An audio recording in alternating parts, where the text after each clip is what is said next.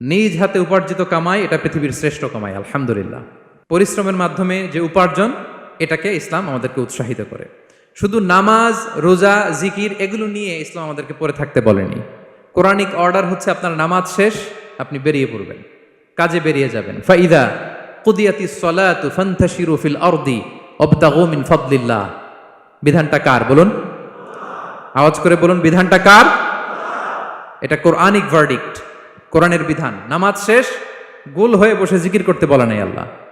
আল্লাহ বলেছে ফান্তাশিরু ফিল আরদ ওয়াবতাগু মিন ফাদলিল্লাহ, জমিনে ছড়িয়ে পড়ো, আল্লাহ রিজিক তালাশ করো। নামাজ শেষ, বেরিয়ে যাবেন। কৃষক চলে যাবে মাঠে,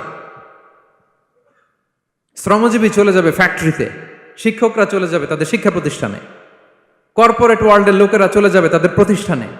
ডেভেলপমেন্ট করতে হবে, সিভিলাইজেশন করতে হবে।